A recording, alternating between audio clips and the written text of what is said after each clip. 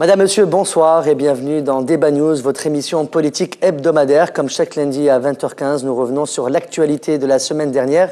Et justement, ce soir, pour débattre de l'actualité de la semaine dernière, je reçois sur mon plateau ce soir Madame Semira Belkadour Belkavi, membre du bureau exécutif du parti El Massal. Bonsoir et merci d'avoir accepté notre invitation. Bonsoir, merci à vous. Et en face de vous, Madame Semira, Madame Nefissa Ouafe Marzouki, écrivaine et députée à l'Assemblée nationale constituante du parti Et Takatel. Bonsoir. Bonsoir. Alors, nous allons commencer Nous allons commencer par notre premier sujet, la sécurité des citoyens tunisiens. On a vu que les terroristes au Jebel Chaambi, on a vu ce qui s'est passé avec Ensar al-Sharia à Kérouan, avec Haïtadam, un mort, les affrontements à Bizerte par rapport aux étalages anarchiques, le tribunal de première instance qui a été menacé pour de futurs attentats dans le tribunal, donc des menaces terroristes. Où est-ce qu'on va aujourd'hui, Madame Marzouk? Quelle est la solution? Le gouvernement doit agir comment aujourd'hui?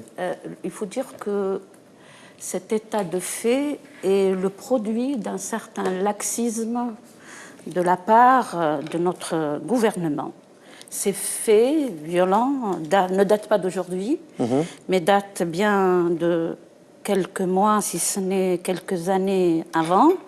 Mais le problème, il est dans la lenteur et le laxisme qu'a le gouvernement de ne pas intervenir quand il faut intervenir. Quand vous dites gouvernement, vous parlez de la Troïka? C'est-à-dire le ministère de l'Intérieur. D'accord. Le ministère de l'Intérieur.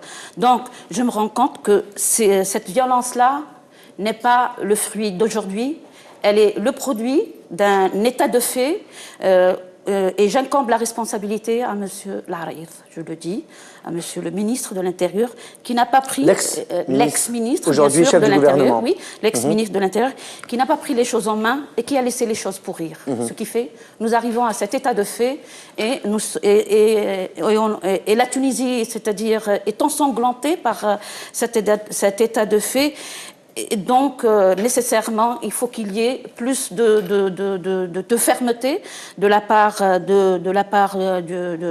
du ministre de l'Intérieur, du ministère de l'Intérieur, et un peu plus de sérieux dans la prise en charge, dans la gestion des affaires intérieures, parce que je considère que cette violence, normalement, nous, Tunisiens, nous sommes... c'est-à-dire, disons, on est un peuple modéré, on n'est pas du tout chauvin, on n'est pas du tout, c'est-à-dire, agressif. Nous sommes modérés, nous avons été modérés dans notre comportement, dans notre état de fait. Et cette violence, il me semble qu'elle est artificielle pour la société tunisienne et qu'elle est même, disons, qu'elle est parachutée de l'extérieur. Et donc, on n'est pas habitué à cet état de fait-là. Qu'est-ce que vous répondez, je vous coupe la parole, qu'est-ce que vous répondez au communiqué qu'a fait l'ambassade des États-Unis par rapport au 14 septembre, par rapport aux attaques qui a eu lieu donc, à l'ambassade des États-Unis au lac? Les personnes qui ont été inculpées n'ont pas mérité, selon les États-Unis, selon l'ambassade. La politique, c'est toujours deux poids, deux mesures. Quand il s'agit de Emina, vous avez vu le verdict qui a été... 300 dinars et toujours en détention. Elle est toujours incarcérée. Et quand il s'agit de l'attaque qui a été faite contre l'ambassade de la Tunisie, l'ambassade des États-Unis, oui, en Tunisie, il y avait des mois de sursis. 4 morts quand même. Oui, et 4 morts, justement, oui. Je n'interviens pas dans la justice, je me rends compte que la justice n'est pas encore indépendante. Il n'y a pas trop d'indépendance de la part de la justice. Mais je me dis que c'est la politique de deux poids, deux mesures. Très bien. Voilà. Alors, Madame Samira, allez-y. Par rapport à ce qu'a dit Madame Marzouk, et aussi, quel est votre point de vue au Massal par rapport à ça? Moi, je dirais que les choses sont très simples aujourd'hui. On en est là aujourd'hui parce que tout simplement, c'est un problème d'application de la réglementation et des lois. La loi, elle est là, on avait juste besoin de l'appliquer. C'est ce laxisme, effectivement, où je la rejoins, c'est parce que c'est ce laxisme-là qui a fait qu'on a toute une liste d'événements. On peut aller depuis que le gouvernement a eu, depuis les élections, en fait, le premier choc était les événements du 9 avril et on a vu la force qui était... Je pense qu'avant ça, on a vu Lotfi Nagd qui a été lynché. Lotfi Nagd, c'est après. C'est juste après les 9 avril? Oui, après 9 avril, Lotfi Nagd. Lotfi Nagd, c'est après 9 avril, puisque Nidetoun, c'était au mois de juin, donc c'est après... je dirais, Lotfi Nagd était, je pense, septembre, octobre. Bref, donc moi je pense que c'est une escalade en fait. Dès qu'on laisse faire, petit à petit, c'est une gradation. Crescendo. Tout à fait, tout à fait. Si on laisse passer des choses aujourd'hui, on laisse passer des agressions. Aujourd'hui, c'est des violences et la violence, elle est juste un doigt du terrorisme en fait. C'est une chaîne complète qui commence par une violence verbale jusqu'à effectivement à des morts. Et c'est ce qu'on est en train de voir aujourd'hui en Tunisie.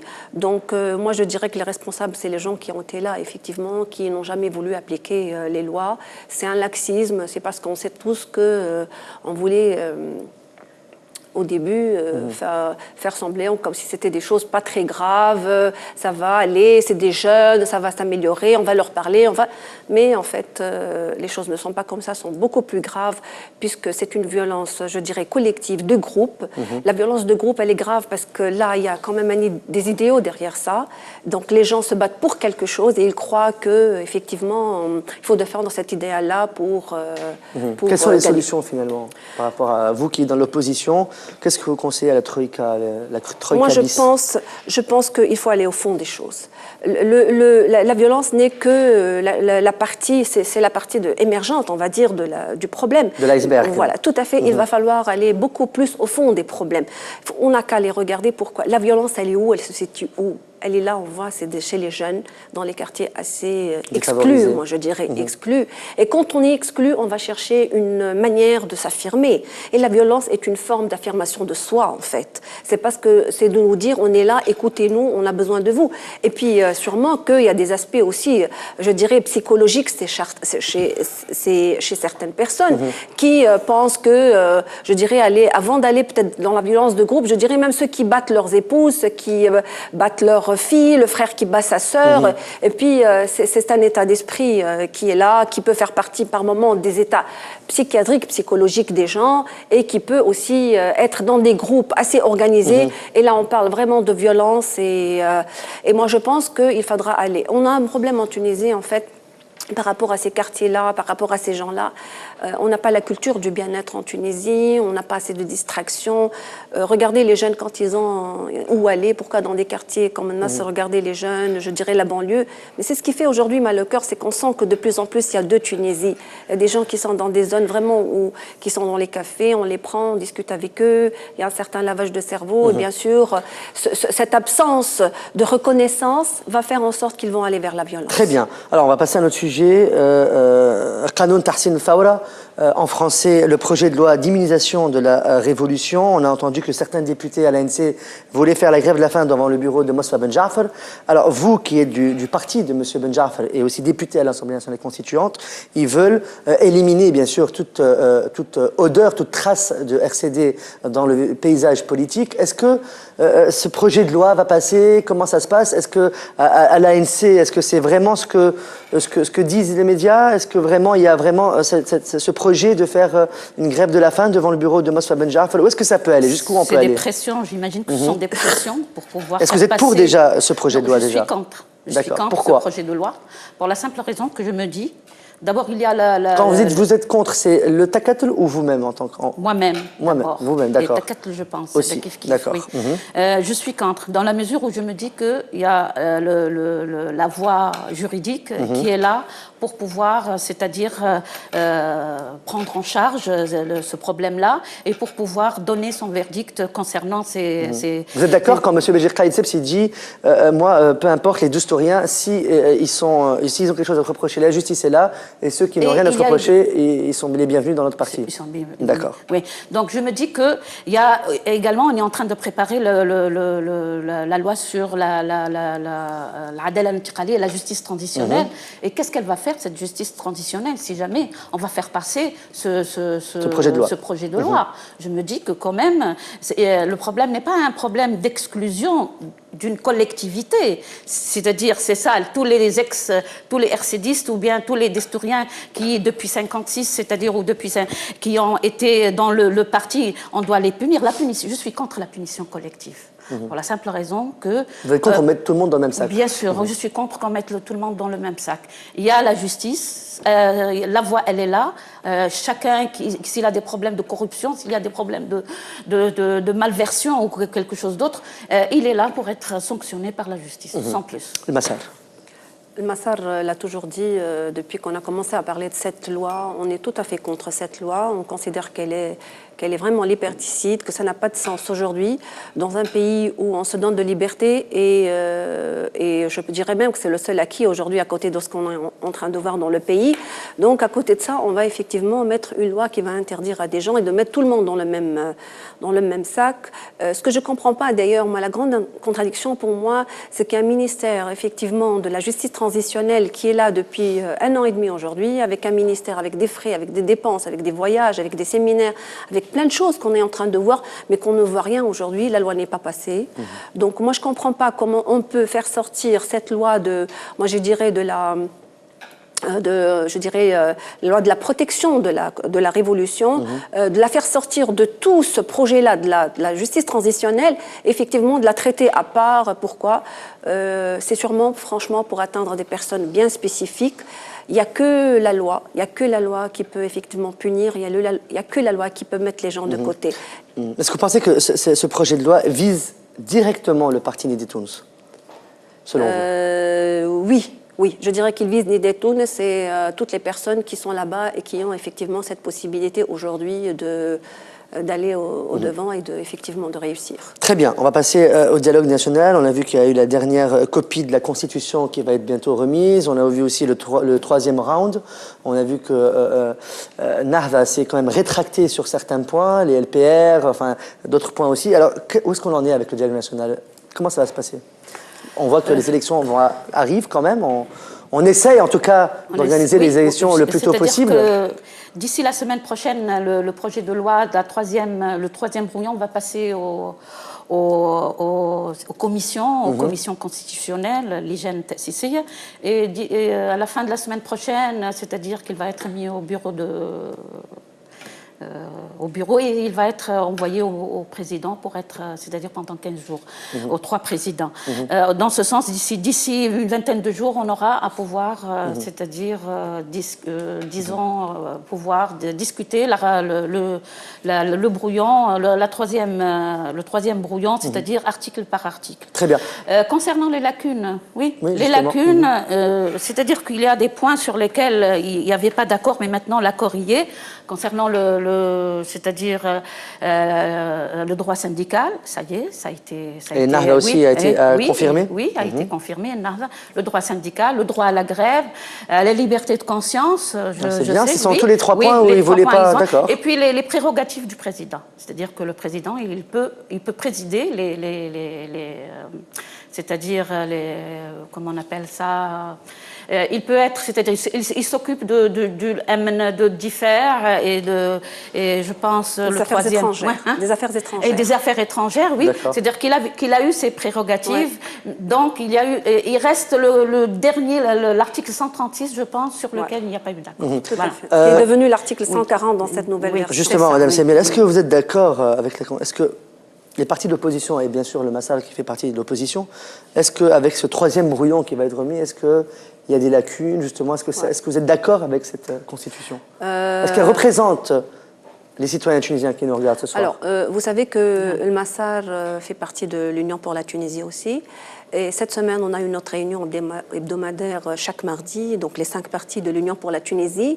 Et nous avons été d'accord tous qu'il y a des articles quand même qu'on tient absolument à les améliorer. Par exemple?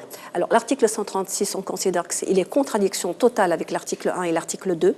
Donc, il remet vraiment en question la modernité de l'État, la civilité de l'État et tout ça. Et on trouve que c'est un moyen, en fait, pour pouvoir rebondir par la suite, pour utiliser cet article-là, pour pouvoir appliquer certaines choses plus tard. Donc on trouve qu'il n'est pas clair, qu'il remet en question ces points-là. Est-ce que vous êtes d'accord avec ces propos?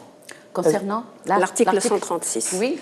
On estime que c'est un article assez dangereux, je dirais même, et qu'on vraiment...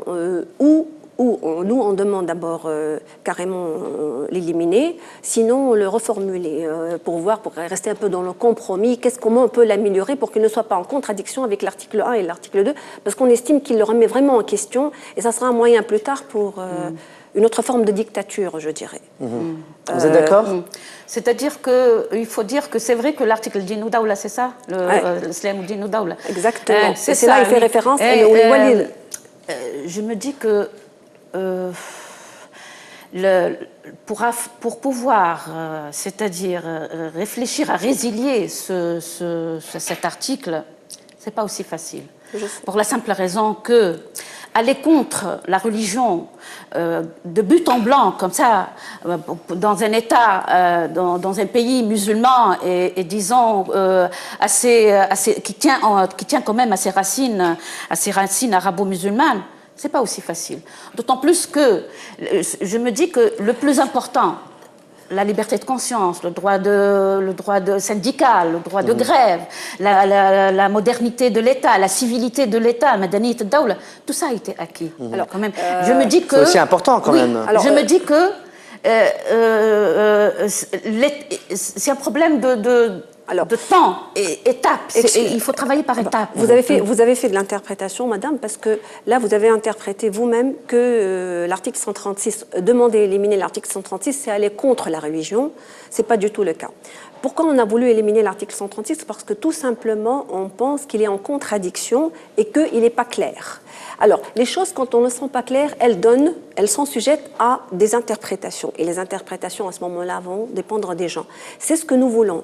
C'est ce que nous ne voulons pas. On ne remet jamais la question. On a toujours accepté l'article 1, que la Tunisie est un pays musulman et que la langue arabe, c'est la langue principale. Donc, le débat n'est pas là, madame. Du tout, du tout. Le débat, c'est dans les choses qui sont claires et précises. C'est la première caractéristique d'une constituante. Je dirais que c'est ça. Alors, pour revenir aussi sur l'Union pour la Tunisie, nous avons aussi émis d'autres réserves sur, par exemple, l'article 72, qui a changé aujourd'hui, qui, je pense, qui est passé à l'article 160. Effectivement, c'est la limitation d'âge. Vous voyez ça aussi, nous, on s'est dit que ça, c'est pas normal de limiter. On a même eu un tableau, effectivement, pour voir un peu les pays qui limitent les âges des personnes qui ont le droit de se présenter aux élections. Présidentielles. Oui, c'est un article que nous, on demande effectivement... Vous n'êtes pas les seuls à le demander, même nous, on le demande. Voilà, nous, on l'a demandé, on a trouvé que c'était... Donc, vous voyez, on a aussi demandé un article très important sur la neutralité de l'État, sur tout ce qui est administration et mosquée. On a voulu aussi que ça soit bien clair et rédigé, et pas au niveau... Parce que le problème, c'est qu'on parle entre politique ou parti. Vous voyez ce que je veux dire? Nous, on demande vraiment l'indépendance de tout discours politique. Vous voyez ce que je veux dire? Au sein des mosquées. Voilà, au sein des mosquées. Vous voyez? Donc là aussi, ça par contre, on l'a pas. Est-ce que vous pensez que le parti Takat, qui est vraiment un parti qui, à la base, avec le CPR, devait équilibrer le parti au pouvoir, le parti islamique au pouvoir, est-ce qu'ils ont manqué de pression quand même sur Ennahda ou pas? Moi, je vous dis sincèrement... En général, je ne parle pas que par rapport à l'ANC ou à la Constitution, mais par rapport à tous les événements qui ont survenu dans le pays. Est-ce qu'ils n'ont pas fait assez de pression? Vous savez que je faisais partie des gens qui, au début, quand ils vont vu Takat rentrer dans cette troïka, je me suis dit que c'était sûrement pour pouvoir gagner des choses et pour pouvoir... imposer des choses. C'est quand même un parti, je dirais, qui a toujours fait partie de la famille des démocrates, des gens progressistes. Mais j'ai dit que peut-être ils avaient leur stratégie. Mais je ne vous cache pas qu'avec cette période-là, je trouve que oui, Takat, elle a manqué beaucoup de pression. Il y a des moments où il devait être là. On avait besoin de Takat, nous, parce qu'on se dit qu'il est proche de nous. Et le Takat n'était pas là. Donc vraiment, il a cédé sur beaucoup de choses. De la démission de Kalima Suid et de Takat, sûrement qu'il y a eu peut-être d'autres problèmes. Les deux, Kalima Suid et Salma aussi, qui ont quitté le parti. Tout à fait. Je me dis que, c'est-à-dire, c'est pas pour défendre Takat ou quoi que ce soit, je suis pas c'est-à-dire une défense. Je me dis que la pression de l'intérieur est beaucoup plus difficile que de l'extérieur. C'est-à-dire, quand l'opposition est de l'extérieur, c'est facile de faire pression et de pouvoir critiquer. Mais de l'intérieur, de l'État, c'est-à-dire et faire pression. Là, alors expliquez aux Tunisiens qui nous regardent pourquoi c'est dur. Pourquoi c'est dur. C'est-à-dire là, le bas blesse. Parce que pour la simple raison que quand on est en coalition, c'est-à-dire et qu'on n'accepte pas des conditions et qu'on, par exemple, dernièrement, concernant le nouveau gouvernement, il y a eu des conditions qui ont été posées par Taket. Les seuls Taket a pu, c'est-à-dire imposer cela, la neutralité des ministères, de l'intérieur, de l'extérieur. Tous les partis l'ont demandé de toute façon, même les partis d'opposition. De toute façon, c'est pas le Mu'tamar ne l'a pas demandé. Hein. Le Mu'tamar ne l'a pas demandé. Non. Oui, le CPR ne l'a pas demandé. Mais jusqu'à la dernière minute, les négociations se faisaient entre Taket et le Nahda au pouvoir. Hein. De toute façon, je dis quelque chose, c'est qu'au sein de l'Assemblée, il n'y a pas de troïka. Au sein de la constituante, au sein du Parlement, il n'y a pas de troïka. Vous trouvez? Oui. Il n'y a pas de troïka au sein de la Constitution, je sais pas. Oui, je pense qu'ils sont un peu... Ils sont tous les mains dans la main? Non, le seul groupe qui est vraiment solidaire et ferme et tout, c'est celui de Nahda. Donc c'est vraiment que c'est là où vous avez toujours en bloc les 89 voix, je dirais. Ça c'est. Puis les autres, vous voyez, il y a des. Le Wafez également. Wafez, mais ça a éclaté, Wafez. Alors, Wafez a éclaté. Vous avez sûrement entendu que Omziyed et Riyad al-Nasraoui ont reçu en même temps 2 lettres anonyme, une Omziyed qui avait reçu un témoin, enfin un témoignage de la scène de meurtre de Chokri Blaïd, et Riyad al-Nasraoui, plus de détails sur ce meurtre. Alors, où est-ce qu'on en est avec cette histoire? Quelle est votre position par rapport à ça? C'est quand même une coïncidence que ces 2 personnes reçoivent en même temps 2 lettres par rapport au meurtre de Chokri Blaïd. Je ne pense pas que c'est une coïncidence. Ça ne peut pas être une coïncidence. Par contre, cette affaire est très compliquée. Moi, je pense que tout ce qu'on a entendu comme scénario, avec ce que je ne sais pas, vous avez... Malgré qu'on n'a toujours pas arrêté personne. On n'a arrêté personne, on n'a jamais eu de communiqué officiel, on n'a jamais eu la réalité. Je ne sais pas si vous avez entendu la dernière... Il y a aussi un scénario qui vient de sortir aussi. Je ne sais pas si vous avez vu sur Tunisie Secret l'article aussi. Bon, moi, je l'ai lu. Franchement, il y a des choses que je ne lis pas, mais celui-là, je l'ai lu parce qu'effectivement... c'est proche de ça ressemble un peu à ce que... C'est tout à fait autre chose, en fait. On dit qu'il y a d'autres personnes qui sont impliquées. Bon, moi, je ne veux pas nommer ni rentrer, non. Mais c'est quand même assez grave, je dirais, assez grave. L'assassinat en lui-même est grave, mais cette histoire, franchement, est très compliquée. Est-ce que vous pensez qu'il y aura une fin à cette histoire? Moi, ça va être Farhat Rached? Non, il n'y aura pas de fin. Moi, je vous dis, il n'y aura pas de fin. Les choses sont trop compliquées. Moi, je dirais qu'on sait, on connaît très bien qui a fait ça. Hein, on connaît très bien. Quel parti est derrière ça, en tout cas? Sûrement. On sait quel parti est derrière ça, c'est ça que vous voulez dire? Moi, je dirais que c'est les gens au pouvoir. Hein. Je ne vais pas vous dire quel parti, mais je dirais que les gens au pouvoir sont les responsables. Quelqu'un de la Troïka. C'est les gens responsables d'abord, c'est les gens responsables de la sécurité des gens. Moi, je pense. Allah yarhamou, il a eu beaucoup de menaces. On savait qu'il était une cible, vraiment. Et je pense qu'on a voulu faire ça. Et c'est des gens qui sont puissants, et que je dirais des gens qui sont dans le ministère de l'Intérieur, pour être plus précis. Madame Nafissa, par rapport à ça. Là, c'est par rapport à ça, moi-même, je suis, c'est-à-dire, c'est l'interrogation totale concernant ce meurtre. Et c'est-à-dire, Chokri Blaïd, c'est quelqu'un que je respecte beaucoup et que pour qui, pour moi, c'est une victime, c'est un autre Sako, c'est-à-dire qui est passé.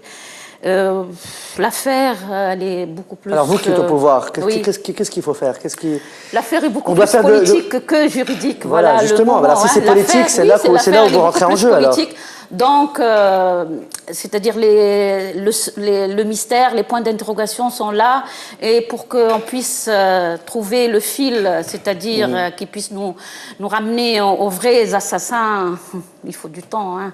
Et c'est-à-dire on connaît quand même qui est derrière tout ça. Hein. Tout à fait. Mais si tout le monde sait qui est derrière ça, pourquoi il n'y a pas d'arrestation? Oui,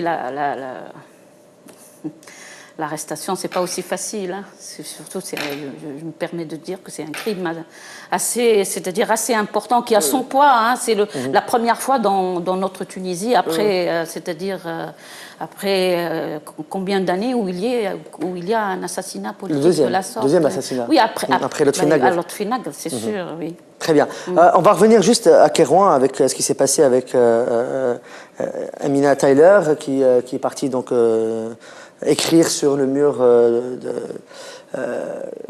d'un cimetière Femen, etc. Donc elle a été sauvée de peu. On vient de voir la condamnation par 300 dinars et elle est maintenue en détention. Alors, on a vu 2 Femen françaises venues pour l'aider, avec une Allemande aussi. Alors, est-ce que c'est un peu de nos coutumes? Est-ce que c'est acceptable? Est-ce que c'est une façon de faire pression? Est-ce qu'on est d'accord? C'est de la liberté d'expression ou pas? Est-ce que vous êtes d'accord déjà rien qu'avec ce geste? Alors, là où moi je ne suis pas d'accord d'abord de rendre cette affaire une affaire nationale. J'étais très étonnée de voir ça sur les débats de certains plateaux, que ça a pris beaucoup de temps.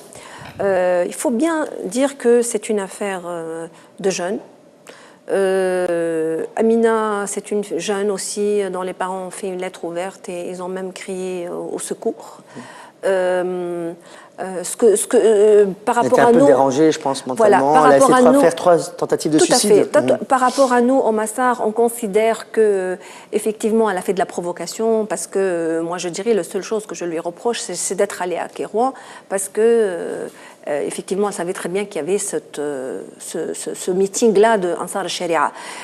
Moi, je dirais, c'est toujours les LPR qui sont allés devant le GTT. Après, ils ont dit non, c'était pas nous, mais nous, c'est le GTT, c'est vous qui êtes allés là-bas. Donc, vous êtes l'agresseur. Je dirais la même chose où Amina, effectivement, moi, je dirais, elle est allée là-bas, donc elle a fait de la provocation. C'est ça, elle a essayé de les provoquer. Sans plus, moi, je dirais. Voilà, sans plus.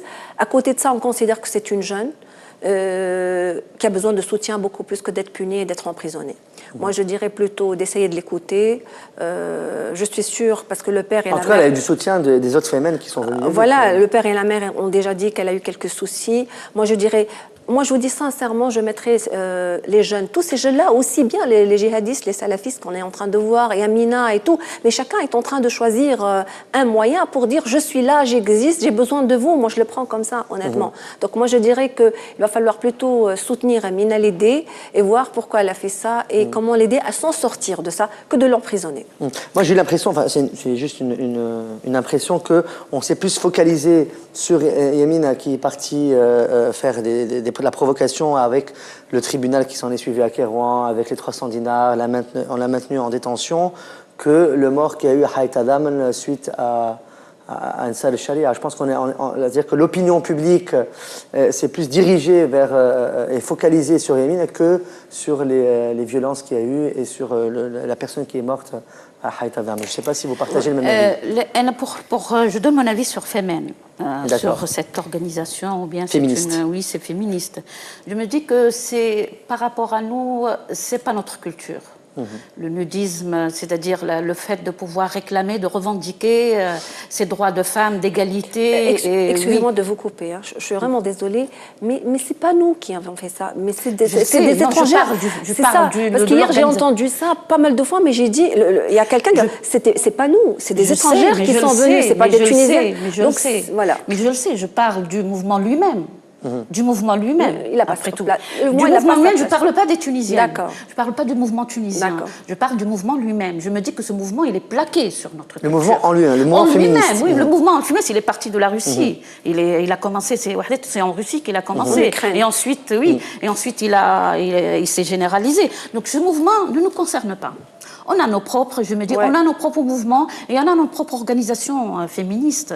Disons, on ne peut pas oublier l'apport quand même des organisations, c'est-à-dire des femmes démocrates, tout ça, oui.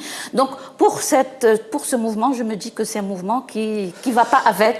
qui ne représente pas notre identité arabo-musulmane. Mais bon... Concernant, c'est-à-dire, le problème, il a été focalisé beaucoup plus qu'il faut. C'est quand même une Tunisienne. Oui, ce ne sont pas des Tunisiennes. Tout à fait. Oui. Tout à fait. Emina, c'est quand même tunisienne, donc on ne va pas la mettre en... Emina, c'est une adolescente, c'est-à-dire qui a eu une certaine conscience sur le problème de l'autre. Il faut la comprendre en tant que jeune. Il faut la prendre en charge, il faut l'encadrer. D'autant plus qu'elle est jeune, elle a 19 ans, je pense. 18, ou elle a 18 ans, elle est encore jeune, elle est encore en stade d'apprentissage, en stade de... Majeure et vaccinée quand même. Oui, pas encore, pas encore. Surtout qu'elle a eu des problèmes dans sa vie, dans son enfance. Son papa et sa maman l'ont laissé, ils sont partis et ça l'a marqué. En Arabie Saoudite, et ça l'a marqué. Donc c'est quelqu'un c'est un jeune. Et nos jeunes, il faut savoir le prendre, il faut les encadrer, il faut une prise en charge psychologique, je me dis, pour Emine. Et je considère que son départ à Kérouan, son déplacement à Kérouan n'était pas nécessaire. Voilà, oui. Donc c'était plus de la provocation que de la revendication. Oui, c'est plus que c'est de la revendication. Oui. Très bien. Un autre mot sur Femen, peut-être. Oui, pas sur Femen, mais par contre, regardez ce que je trouve complètement contradictoire, c'est que Emine est aujourd'hui arrêté. Voilà. Et franchement, parce que vous avez parlé de ça tout à l'heure, et les jeunes qui ont attaqué, parce que vous avez parlé que de morts. Moi, je dirais il y a des morts, il y a aussi une atteinte à un pays chez nous. Moi, ça, je l'accepterai jamais, qu'un pays qui soit chez nous, son ambassade soit envahie de cette manière-là, agressée de cette manière-là, et qu'aujourd'hui, on dit qu'ils ont 2 ans avec sursis. 20 jeunes qui sont... Moi, je dirais, c'est ça. Il y a le grand mal de ce pays aujourd'hui. Mais les États-Unis, l'ambassade a sorti un communiqué qui ne sont pas d'accord avec les peines. Très dur. Et vraiment, c'est la première fois. D'ailleurs, c'est un communiqué où il n'y a pas du tout de diplomatie dans ce communiqué-là. Donc, c'est pour vous dire la position des États-Unis aujourd'hui. Donc, c'est ça. Aujourd'hui, il y a un grand souci, c'est la justice en Tunisie qui n'arrive toujours pas. Est-ce que vous pensez qu'il y a un grand souci de terrorisme en Tunisie? Est-ce que vous pensez que... parce que le terrorisme, c'est comme un virus. Une fois qu'il est rentré, ça y est, c'est fini, on n'arrive plus à le contrôler. Est-ce qu'on en est là ou on est sur ce chemin-là? Non, on en est là. On en est là, il est bien là, le terrorisme. Des camps d'entraînement, dans les salles de sport. Attendez, ce qui s'est passé à Sidi Ali Ben Khalifa, après, vous voyez, Chaambi, l'attaque de Haït Azam, les gens qui ont trouvé les armes. C'est quoi le terrorisme? C'est de tenir des armes d'abord. Après, qu'est-ce qui reste? Si vous avez des armes, et on a tous une idée sur le nombre d'armes qui circulent dans le pays entre les gens. Faute au premier gouvernement, au deuxième gouvernement, enfin... Quel gouvernement? C'est-à-dire, est-ce que c'est la faute à Béji Caïd Sebsi quand il a tenu son gouvernement, il n'a pas fait assez de ratissage? Est-ce que c'est la faute à Ali Laraïb? Est-ce que c'est la faute à ce gouvernement? Non, c'est pas du tout la faute à Béji Caïd Sebsi. Comment ils sont rentrés ces armes? Moi, je dis sincèrement, on s'en est bien sorti après la période après la Révolution, donc là où il y avait ce gouvernement-là. De transition. Oui, on a quand même repris un peu la sécurité dans le pays. Moi, je le vis à titre personnel, quand je sors, il y a eu, c'est vrai, les petits moments, les moments de janvier, mais après ça s'est calmé. Mais ce fléau-là d'armes dans le pays, je pense qu'il est beaucoup plus dû au gouvernement de Hamadi Jbeli.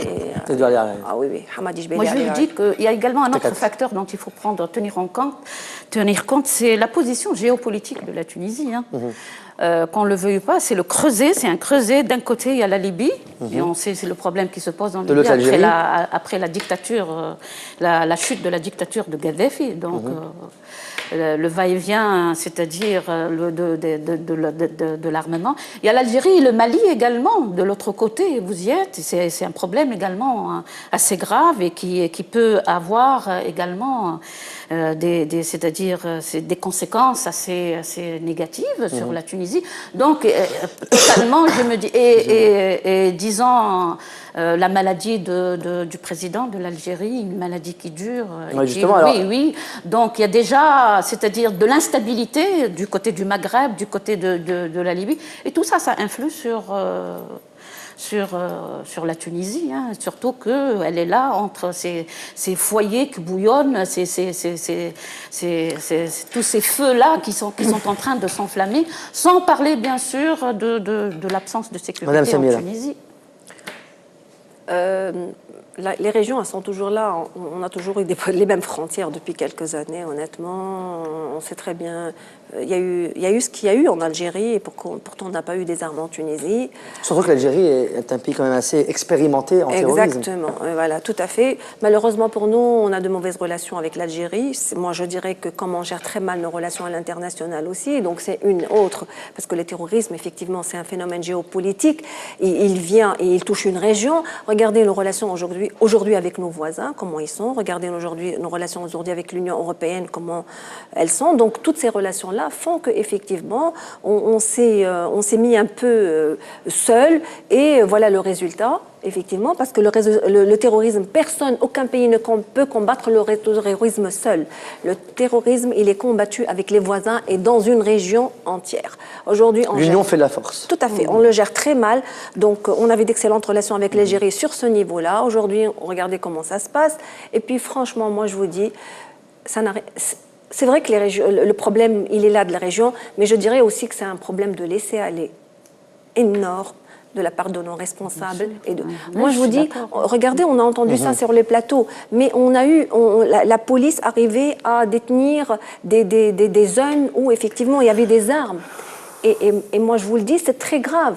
C'est des responsables du ministère de l'Intérieur qui appellent pour leur dire « Sauvez-vous, on a découvert vos cachettes ». Donc vraiment, moi je dirais, il y a cette police aujourd'hui parallèle qui est là pour effectivement les aider à s'enfuir et à partir dans d'autres coins. Très bien. Alors on va passer juste, vous avez entendu, je pense que le rapport de Moody's qui a baissé la note de la Tunisie, ça c'est encore une catastrophe qui nous tombe de plein fouet. Quel est votre sentiment par rapport à cette note? Est-ce que c'est une note qui ressemble justement à la situation économique, et sécuritaire et sociale du pays? Est-ce qu'ils ont raison d'avoir... Absolument.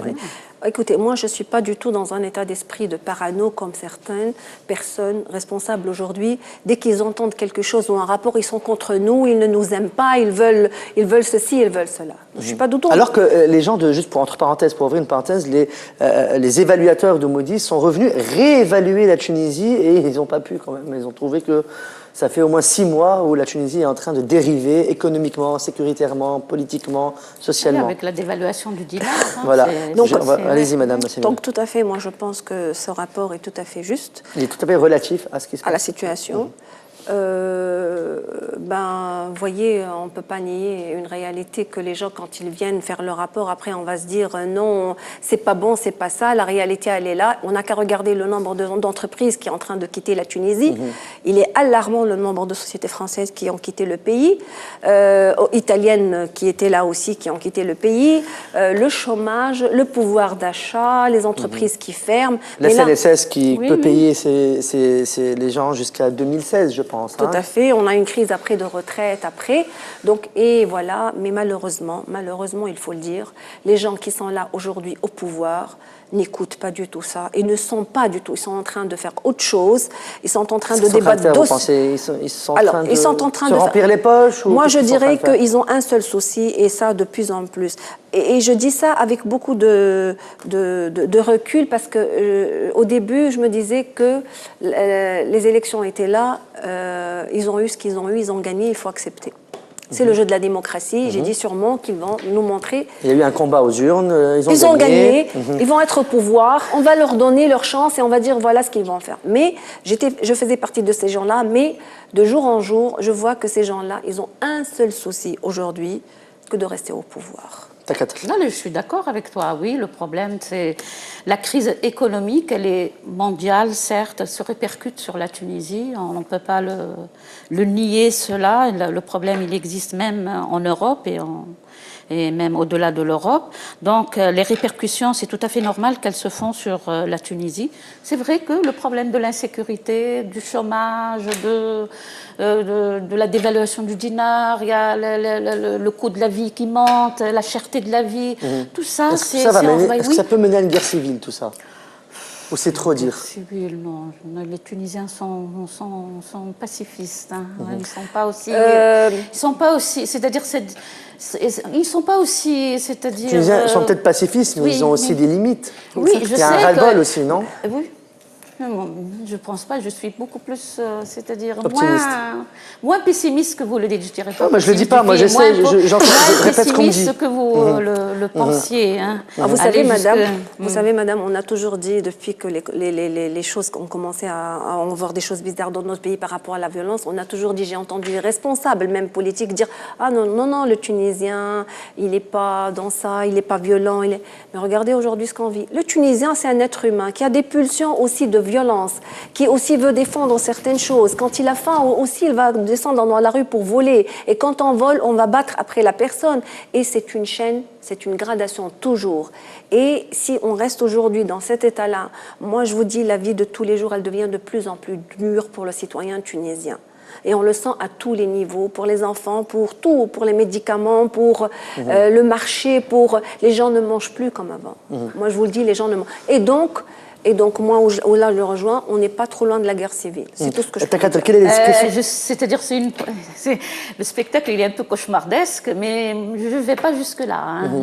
Je ne sais pas. En tant que moi-même, hein, c'est pas en tant que Takatlo, en tant que citoyenne. On ne va pas y aller jusque-là, mais quelles sont les solutions? Aujourd'hui, vous êtes au pouvoir, quelles sont les solutions pour essayer...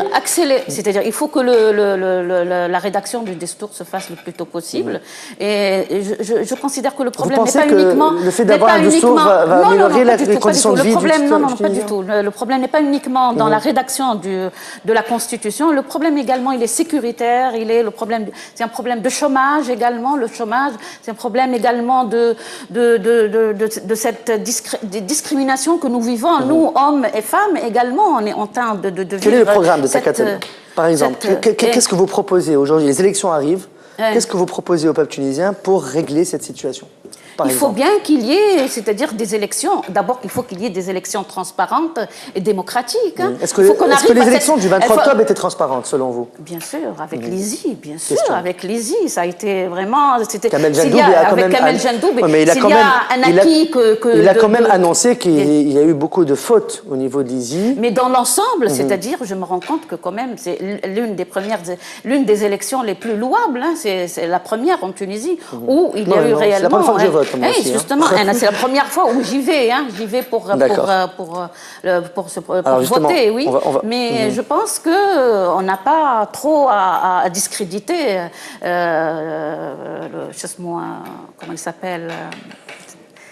comment il s'appelle Kamel Jandoub, oui, c'est quelqu'un que je respecte beaucoup et qui a laissé une marque dans l'histoire de la Tunisie. Hein.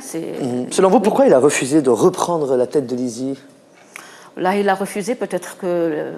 je ne sais pas, mais... Pourquoi il a refusé, je n'ai... Aucune idée. D'accord. Alors justement, la nouvelle ISI est en préparation. On essaye. Alors, vous voyez, selon vous, dans quelle période on pourra avoir des élections libres et démocratiques? C'est-à-dire que j'imagine que d'ici la première et la deuxième lecture, la seconde lecture se fera après le mois de Ramadan. J'imagine on pourra terminer en fin septembre. Début octobre. Oui, c'est ça. Et tout de suite. Et de toute façon, le problème, c'est un problème... Si l'ISI est installé, il lui faut au moins 8-9 mois pour faire son lancement. Ça ne sera pas possible avant 2014? Non, impossible. C'est en 2014. Au début 2014, mars 2014, les élections, je pense. Est-ce que vous pensez... Dans l'opposition, est-ce que c'est ce qu'on attend du gouvernement? Est-ce que vous trouvez que c'est mieux de prendre son temps et encore une fois, de repousser la deadline pour vraiment avoir une ISI forte et un gouvernement assez bien équilibré pour pouvoir organiser ces élections, ou non, il faut que ça soit fait le plus vite possible? Non, nous, Al-Massar, on considère que un des éléments qui vont faire la réussite des élections, c'est que l'ISI travaille en bonne et due forme. C'est d'abord qu'elle continuera à faire les inscriptions des gens. On a eu une conférence dernièrement, avoir tous les électeurs qui vont être là, organiser les bureaux, refaire éventuellement les cercles. Il y a tout un travail à faire d'amélioration énorme qui n'a pas été achevé. Vous pensez qu'il faut qu'on apprenne des erreurs du passé? C'est-à-dire que de la première ISI, qui était bien quand même, mais qui a fait des erreurs. D'ailleurs, c'est dommage, c'est dommage. Hein. On regrette beaucoup au Massar que, effectivement, tout ce qui a été fait par l'ISI a été détruit. On pense qu'il y a un grand travail qui a été fait, qu'on aurait pu capitaliser sur ce travail-là et continuer, parce qu'il n'a pas été achevé. On a fait les élections. Et on estime qu'un des éléments qui vont faire la réussite des prochaines élections, c'est que le travail soit bien fait au niveau des circonscriptions et des inscriptions. Donc, on pense aussi qu'on ne pourra pas arriver avant... Très bien. On va parler... Premier trimestre 2014. Très bien. Donc, premier trimestre 2014, on espère que ce sera finalement cette date-là. Alors, on va parler de notre dernier volet, le régionalisme. Aujourd'hui, en Tunisie, depuis la Révolution, on n'a pas vu beaucoup d'efforts du gouvernement pour essayer d'enlever l'idée du régionalisme, essayer de faire des projets dans les régions. Alors, selon vous, est-ce que justement les premiers gouvernements ont réussi ou il y a toujours ce côté toi, tu es du Kairouan, tu n'es pas de Tunis ou est-ce que c'est encore ça dans la tête des gens? En fait, le problème n'est pas vous êtes du Kairouan ou vous êtes de Tunis. Le problème est qu'il y a des régions aujourd'hui en Tunisie, on a toujours vu que sur la côte tunisienne comment elle est, à l'intérieur du pays comment il est, donc ça a toujours été des régions oubliées, on va dire. Et malheureusement, ce gouvernement ne s'est pas du tout préoccupé de ces régions-là. La tension, elle monte encore plus dans les régions. Donc nous, le Massar, à chaque fois qu'on se déplace dans les régions pour faire nos meetings et on est proche des gens, on entend ce que les gens, je dirais, survivent dans ces régions-là. Malheureusement, encore une fois, je dirais que le gouvernement ne se soucie pas des régions. Et tant qu'on n'a pas résolu ce problème-là, en Tunisie, et qu'on n'a pas regardé le fond des choses par rapport aux régions et effectivement d'essayer d'avoir cet équilibre régional, le pays restera toujours en ébullition, on ne sera jamais tranquille. Le problème est là-bas. Madame Nafis. Nous subissons encore, moi en tant que Gendoubienne, je suis de la région de Gendouba, depuis toujours on a subi ce problème de régionalisme et on en souffre encore. Hein. Rien n'a changé après 14, je dirais pas la révolution, moi, rien n'a changé après le 14 janvier. Vous pensez qu'il faut faire une révolution des mentalités aujourd'hui? Il le faut, oui. Pas uniquement une révolution des mentalités, le problème n'est pas là. C'est-à-dire que l'injustice régionale est toujours là. L'absence de parité entre les régions est toujours là. Et qu'on le veuille ou pas, c'est-à-dire qu'il y a des régions qui sont vraiment qui sont déshéritées, qui sont vraiment qui peinent encore, qui ne trouvent pas. Ça m'est arrivé de me déplacer à Andraham, dans le fin fond de Andraham, il y a des gens qui ne trouvent pas de quoi subsister, de quoi manger. Hein. Pourquoi? Tout simplement, on les ignore. Et c'est pas vrai que, c'est-à-dire que le problème du régionalisme a été c'est-à-dire dissous, pas du tout. Je considère que certaines régions, surtout de l'intérieur, subissent encore ce fléau. Cette discrimination. Oui, cette discrimination. Et j'espère que également dans l'administration, la corruption existe encore. Le problème de... Finalement, rien n'a changé alors? Rien n'a changé, non, rien n'a changé. C'est pas en 2 ans que ça va changer. Hein. Il faut du temps. C'est un problème de mentalité également, comme vous venez de le dire. Hein. Et il faut que... C'est-à-dire qu'il faut qu'il y ait des lois dans ce sens qui puissent donner de la justice à ces régions. Parce que je considère qu'une loi, elle est là surtout pour pouvoir d'abord être appliquée et de deux, pour faire évoluer un état d'esprit et faire évoluer une mentalité. Voilà. Alors le problème de régionalisme, je pense que ça va être pour longtemps alors encore. Ce qu'elle a dit, ce que vous venez de dire, madame, c'est que il faut du temps. Je suis d'accord avec vous, il faut du temps, c'est vrai, mais aussi il faut des décisions. Il faut agir. Exactement. Donc le temps, on ne va pas se dire parce que c'est un problème de région, il faut du temps pour le. Ça fait 2 ans, madame, et on n'a toujours pas de prise de décision claire par rapport à ces régions-là. Même pas. Je pense qu'il y a un petit projet, on n'a pas encore. Je sais pas. Et c'est quoi le problème? Le problème, c'est un problème d'assainissement de la situation. Et là, l'UTICA le dit toujours parce que ils sont les premiers concernés par ça.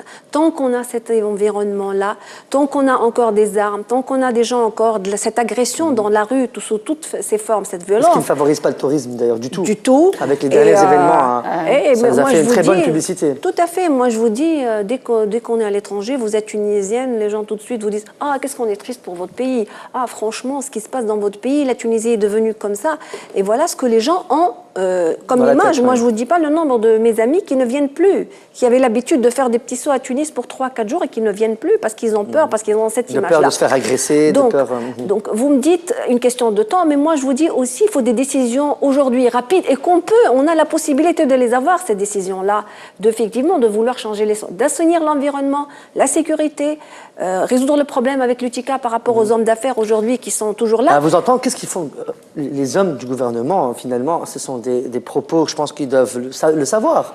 Pourquoi ils ne prennent pas de décision? Pourquoi il n'y a pas... Qu'est-ce qui se passe au gouvernement aujourd'hui? Si l'opposition remarque qu'il n'y a pas eu de décision, il n'y a pas eu d'application, pourquoi? Alors qu'est-ce qu'ils font ces gens au pouvoir? Je vous dis ça, je peux répondre. C'est parce que c'est des gens incompétents. La question, elle est très simple. Moi, je vous dis sincèrement, parce que les gens qui sont là aujourd'hui, La prise de décision, c'est la chose, un manager, moi je dirais, je vais parler Le en termes de leadership, management, tout à fait, c'est la prise de décision. Et quand on n'a pas l'habitude de réagir vite et rapidement, comme vous l'avez dit, le temps c'est de l'argent aussi, ils ne sont pas dans cette mentalité, ils ne sont pas dans cet état d'esprit aujourd'hui de construire, de prendre des décisions et d'aller focus vers une solution. Donc ils sont là dans un autre état d'esprit. On respecte ces gens, moi, je veux dire, c'est vrai, mais aujourd'hui, on a besoin de réactivité. Et en attendant, nos jeunes partent faire le djihad en Syrie, etc. Tout à fait, tout à fait. C'est-à-dire que, oui, plutôt, je considère qu'il y a beaucoup de choses à faire, qu'il y a eu beaucoup de choses à faire juste après le 14 janvier. Il y a le problème... C'est-à-dire beaucoup de choses à faire. Beaucoup de choses, c'est-à-dire... Que la Tunisie, c'est-à-dire juste après le 14 janvier, la mentalité dans laquelle on s'est trouvé... Je pense que c'était Shoghr Hurek, Kalam Awataneh, c'est ça qu'on veut. Mais là, on n'est pas en train de voir ça. Oui, on n'est pas en train de voir ça. Il y a un problème, donc. Oui, il y a un problème. Mais le problème, il est au gouvernement, je pense. Le problème, je n'aime pas nommer les choses par leur nom, mais je sais qu'il y a des gens qui sont là au pouvoir et qui veulent rester au pouvoir. Voilà. Et qui sont collés au pouvoir, ils veulent que les choses restent. On est là pour pouvoir... C'est du Ben Ali 2 alors. C'est du Ben Ali bis. Je disais que je ne sais pas, mais... Si les gens sont au pouvoir et veulent rester au pouvoir, je pense que Ben Ali, il est resté très longtemps au pouvoir quand même. C'est un peu ce qui se reproduit, mais d'une autre façon. Vous n'êtes pas d'accord? On a l'impression que vous êtes dans le flou. Oui, justement. Alors, est-ce que c'est à peu près ça? À peu près. À peu près ça. C'est tout à fait ça. C'est du Ben Ali, c'est une autre forme de Ben Ali, mais comme le temps, on n'est plus dans les années 87 aujourd'hui, on est en 2013, donc c'est juste le temps qui a changé et l'environnement. Je ne peux pas dire que c'est du Ben Ali à partir du moment où j'ai été toujours exclue du travail politique et que maintenant je me trouve à l'ANC, c'est plus du Ben Ali. Parce que moi-même, j'ai eu des problèmes. Heureusement qu'il y a des choses qui ont changé quand même. Il y a eu quand même des choses. On ne peut pas dire qu'il n'y a pas eu des acquis quand même. C'est pas aussi... la parole est libre quand même. Vous rapportez les choses à votre aspect personnel. Oui, parce que vous êtes aujourd'hui à l'ANC, vous trouvez que les choses ont changé. Donc c'est moi... pas que les choses ont totalement... C'est-à-dire de fond, non. Je suis d'accord avec vous, de fond. Mais qu'on ne le veuille pas, la liberté de presse, la liberté de la parole, c'est-à-dire... Est-ce que vous avez une idée sur le nombre de journalistes qui sont attaqués tous les jours? Est-ce que vous avez une idée sur ce qui s'est passé avant-hier, à côté de Bizerte, l'adjoint du procureur à qui on a incendié sa maison, l'avocat qui a été agressé hier parce qu'il a juste voulu défendre des journalistes parce qu'ils allaient être dépassés, parce qu'ils voulaient faire le reportage sur les filles féminines? Est-ce que vous avez une idée sur les journalistes qui sont tabassés dans la rue à chaque fois qu'ils sont... Vous dites, sauf que, je vais vous dire tout simplement, la volonté, elle est là. Sauf que c'est le peuple qui a changé et la mentalité des peuples a changé. C'est tout. Mais moi, c'est pour ça, je reviens pour vous dire que c'est une autre forme de Ben Ali. Vous voyez, c'est une autre tactique, je dirais. Sauf qu'il y a de la résistance aujourd'hui parce qu'effectivement, le verrou de la peur en Tunisie, il a sauté. Et ce verrou-là, quand il a sauté d'ailleurs sur tous les niveaux, aussi bien dans la rue que chez les dirigeants, que chez le peuple, que chez les journalistes. Alors, je pense qu'on va terminer chacun une minute chacun par rapport aux biens qui ont été dégelés de Slim Chiboub, Maloul Mabrouk, etc. Est-ce que c'est finalement, bon, bah alors la justice a tranché et ils ont rien à voir. Enfin, Slim Chiboub par rapport à en Europe, hein, c'est bien qu'ils sont en Europe, ils ont été dégelés. On a appris ça à travers la presse. Est-ce que vous êtes d'accord avec ça ou est-ce que c'est pas normal? Il faut faire appel, il faut... Bien sûr qu'il faut faire appel, il faut bien faire appel parce qu'on ne le veuille pas, c'est des malversions au niveau des avoirs, c'est de la corruption, oui. Donc il faut qu'il y ait un autre appel pour qu'on puisse... Pour Maloul Mabrouk aussi ou pas? Bien sûr, pour tout le monde. Hein. C'est des gens que je pardonne pas, qui sont là, je les incrimine, et c'est des voleurs. Donc il faut que cet argent soit repris par le peuple tunisien. Vous êtes d'accord avec ces propos? Moi, en fait, je vois le Chuzé, enfin, je le vois d'un autre côté, je me dis que c'est une grande incompétence de par nos responsables. Moi, je dirais, si aujourd'hui, la justice européenne leur a rendu leur argent, c'est que nous, on n'a pas su présenter notre dossier, c'est qu'on n'a pas bien défendu notre dossier. Donc moi, je dirais que... Madame Mabrouk, c'est la Tunisie qui a tranché. Oui, oui, je sais, Marouane. L'entreprise, le moteur. Le moteur, oui, il a été, lui, Ben Ali et... Tout à fait. Et une autre personne. Effectivement, 3 personnes ont été effectivement innocentées. Donc, il y a sûrement un problème de justice. Moi, je ne dirais pas non, mais c'est à nous d'abord, c'est à nous-mêmes d'abord de voir ce qu'on a fait par rapport à ce sujet-là, comme d'ailleurs par rapport à beaucoup d'autres sujets. Voilà. Bon, on va clôturer ce débat. Merci beaucoup à Madame Samira Ben Qadour Belqavi, membre du bureau exécutif du parti El Massal. Merci d'être venue. Merci. Et merci à Madame Nefissa Wafé Malzoukhi, écrivaine. Voilà, je l'ai dit en premier, hein. Ouais. Députée à l'ANC du parti Etakat. Merci d'avoir accepté notre invitation.